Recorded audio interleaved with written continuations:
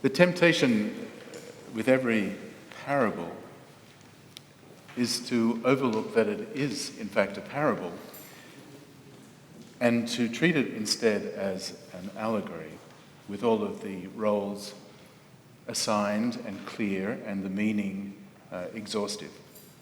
And with this story, it's almost irresistible.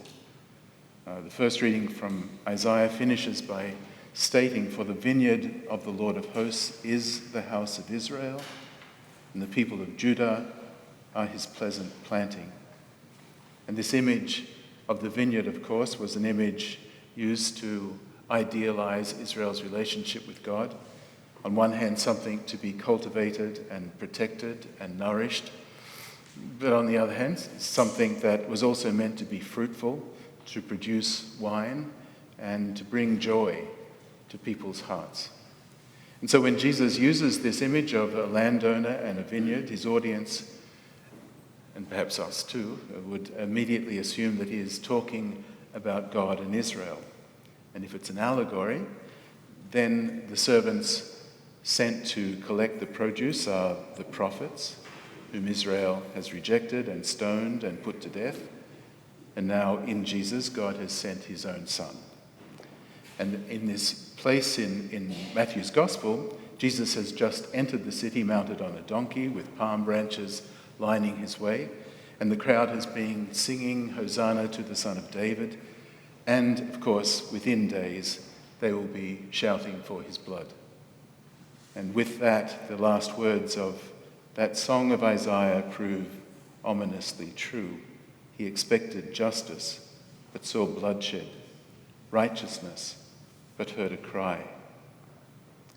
And so, read as an allegory, this narrative is something of an anticipated, "I told you so." Jesus giving advance notice of the fate that he knows awaits him.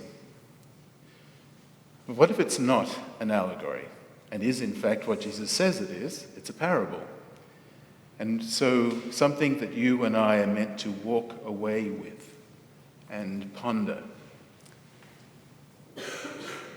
The chief priests and scribes and Pharisees realize that he is not speaking in allegory, he is speaking to them. This is more than a thinly veiled string of historical events. It is meant to be good news speaking to them and to us today. And to hear that message, you have to lay aside the assigned roles in which God and Israel feature and focus instead, I would suggest, on the question that Jesus asks at its conclusion and the answer that he receives. What do you imagine the owner of the vineyard will do to those tenants? The question is not about the landowner. It's certainly not about God. It's about their imaginations and their experiences that have led them to imagine. Jesus is really asking them, how have you seen and understood how power is exercised? What's your experience of ownership and justice and violence and entitlement and resentment? How have you learned to deal with conflict and injustice? Barely 24 hours ago, as we know, Hamas attacked Israeli settlements in Gaza. Israel is at this moment retaliating. Bullets and missiles are flying, and hundreds of people are dead. The fight over who owns the vineyard continues to this day, this hour.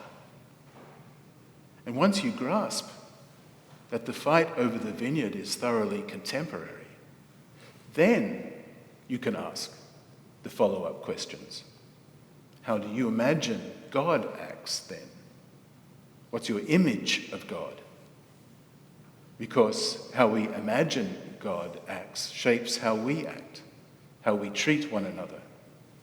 Just as we understand the role and limits of power shapes our exercise of power. If you imagine a God who crushes and destroys, a God who responds to abuse with abuse, to bloodshed with bloodshed, to violence with violence, then of course the prophets have been abused and stoned and murdered, because a violent and rapacious people have created for themselves a God in their own image and likeness. And if you go on imagining a God who is mendacious and unpredictable, who is violent and punitive, then you're not only distorting God, you're giving yourself license to imitate that distortion, to be the same and to do the same. That's not theology, that's just anthropology. Almost inevitably, we model ourselves on what we have observed, what we have learnt. We imitate. And so we go about constructing a God of our own imaginations, designed to confirm us in our own worst instincts. I don't know if you're familiar with the image, the myth of the Green Man. It's an ancient figure in British folklore and design and architecture. The Green Man actually featured on the invitation to Charles and Camilla's coronation. You probably didn't receive that, but it was a symbol of spring and rebirth. In one of Jane Gardam's short stories, she tells a story around the Green Man, who is out working in his forest one day, deep in the forest with his axe, and he sees a woman walking through his woods and down to his house. And later he sees her walk back, and then sometime later he hears an engine. When he finally returns to his cottage at the end of the day, everything has been stolen. Every stick of furniture, every utensil, every plate and pot and pan. His daughters arrive and they call the police. The police call the insurance assessor. But it turns out the Green Man isn't insured and he won't press charges. And he's not perturbed in the slightest. He just keeps calmly repeating, "I want for nothing." And that night, he lays down on the floor in the shell of his house and wraps himself in an old rug that was so tattered that the thieves didn't even want to take it. And this precipitates chaos.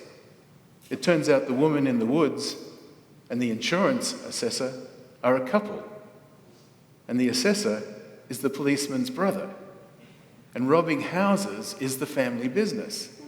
Everyone has a part to play. No one gets hurt.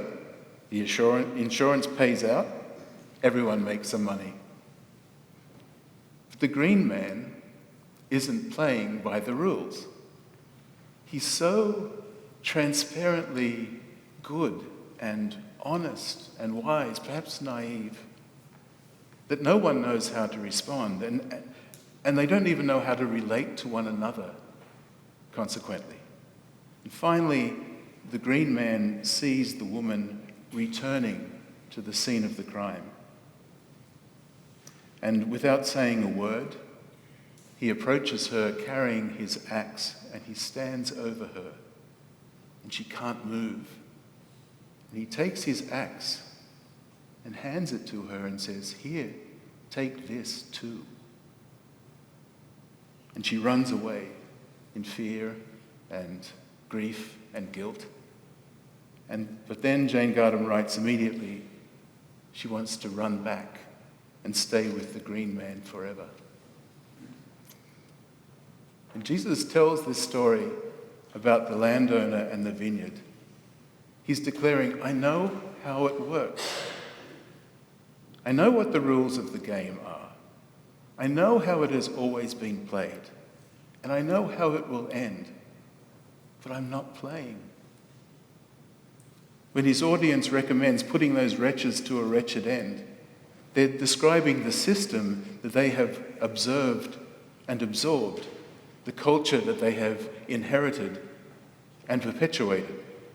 They expect the landowner to put to death those who have put his son to death because that's what they would do, what they have seen done, what they are about to do again.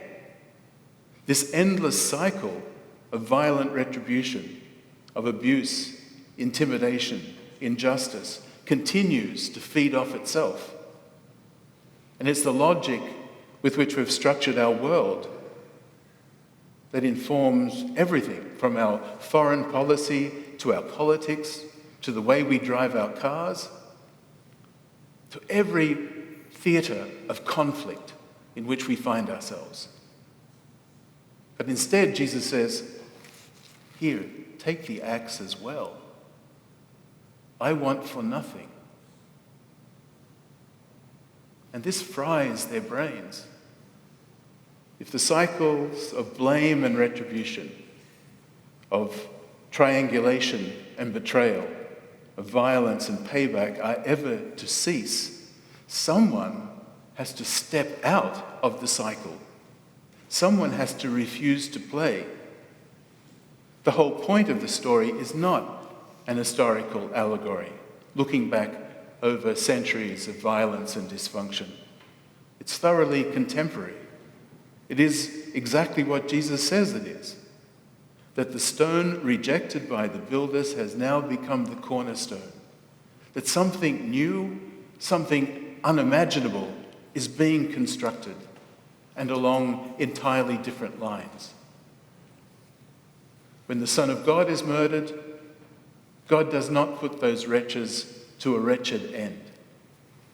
Instead, the Son comes back, and even with his broken body, speaks of peace and forgiveness. And he confounds everyone's expectations, beginning with his own disciples. And the Son keeps coming back over and over again throughout the pages of our history, back into the charred remains of our world and our dreams, back into our broken hearts and our shattered lives, back into our trembling hands, unconquerable, inextinguishable, inexhaustible. And far from retaliating in kind, far from making victims of others as only former victims know how, instead he models an entirely new way of behaving and relating, this one grounded in joy and in trust and confidence and hope, and the conviction that we have more than enough of everything. This is the cornerstone of God's new creation. This is the behavior that never ceases to shatter expectations and to create chaos among those who only know how to play by one exhausted set of rules. And it's as novel now as it was then. God's new creation seems as foreign and as remote and unimaginable to us today as it was to Jesus' audience, living as we do at a time and in an environment of such retaliation and vengeance and petulance, when so much of what we have treasured has been devalued or despoiled, sold off, or just plain stolen. And with that comes the urgency to cling to the lessons we know to be true, even that we have learned sometimes at terrible cost, lessons of tolerance, respect, of self-restraint and compassion, generosity, humility, deference, trust, perseverance, and even sometimes silence. These are gentle truths. These are retiring traits. And there are very few models we have to imitate. But truths, however forgotten or lost or rejected, neglected, overlooked, truths which remain the cornerstone of God's new creation, the very pillars around which God's kingdom is taking shape, and that may appear delayed or stalled, but faith holds that the day is dawning, that the coming is sure, and that the beauty of what God is creating is irresistible. And it asks only that we endure, to recognize its gentle presence already among us and in us and around us, and to continue the construction of what Jesus has modeled and begun. So may it be.